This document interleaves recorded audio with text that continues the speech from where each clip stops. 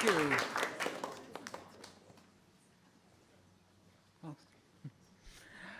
All right.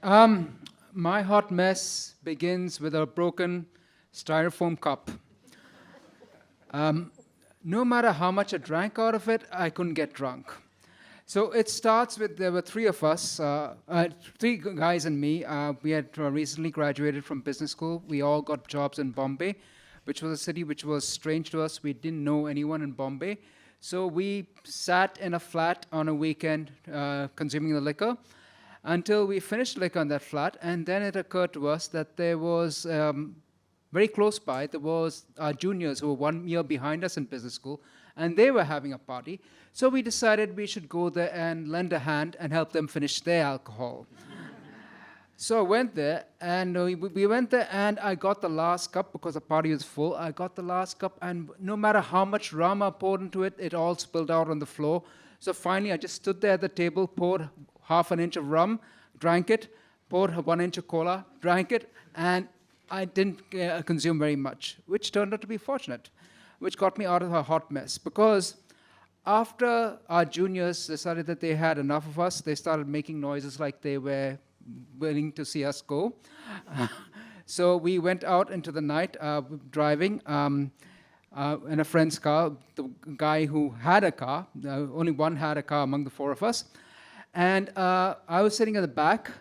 The two guys in front were arguing about whether they could get into a dance club because one of them wanted to go dancing, or dancing as Americans would say. The thing about dance clubs in Bombay is you had to be a family. And a dance club, to be a family, you had to have at least one woman with you. If you're 5 guys and 1 woman, you were a family. So the guy in front was pointing out that he knew the bouncer of one of those dance clubs, and he could get us in without us having a girl. So they were arguing about us, and suddenly we crashed into something. My head hit the front of the driver's seat, the back of the driver's seat, and we all got out of the car and found a Jeep that had been waiting to make a turn and that had strayed into our side of the road. And out of the Jeep piled 5 thugs, Bombay thugs. And this was at 2 o'clock in the morning. The roads were deserted.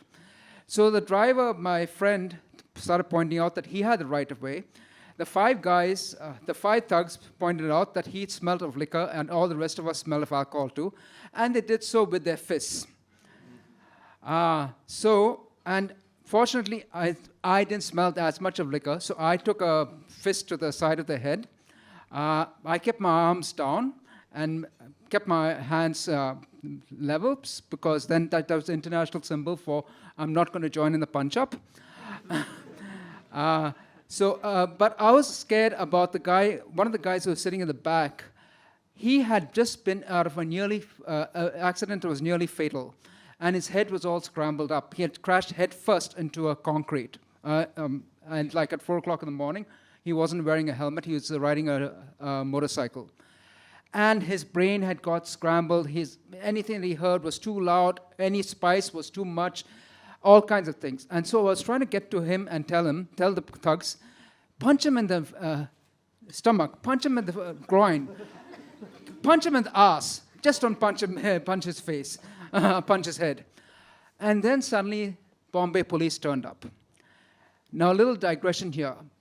The modus operandi of Bombay police, when they see something like this going on, is to crouch behind a hedge and watch it from a safe distance.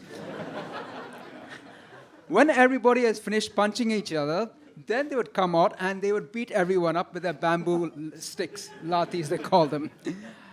So not only did this posse of policemen turn up, but also a woman sub-inspector of police. And she said, the language she used was language that I'd never heard before. Apparently she knew not just the policeman, but she knew the policeman's mother and the beasts of the field and the birds in the air and the beasts underneath the field that the mothers had sex with. She seemed to know a lot. It's always the mother, right? that gets abused. So that went on for a while. And then I should also digress. as to why a woman police sub-inspector was there on Bombay at 2 o'clock in the morning.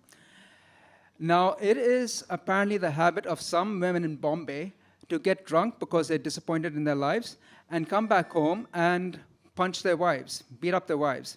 And this woman sub-inspector was going around wife beaters' homes and knocking on the door and making welfare calls. So that was why she was there. So she took us towards the police station in taxis, and then she stopped the taxi, the convoy of taxis, down a dark road, and I thought that she was going to get it over with. The 5 thugs, she was going to let them at us. The first thing she said was she didn't want our money. And she said, if you go to a police station, the policeman will harass you, so settle it right now. We handed over 400 rupees. Our car was totaled. The Jeep there was a scratch. 400 rupees was about 20 pounds. And that was the end of the story. The woman sub-inspector, and she was a hero to me, but she went back to a beat of knocking on wife beaters' doors. And the rest of us went to the police station because we still had to make a police report. And that's the end of the story. Thank you very much.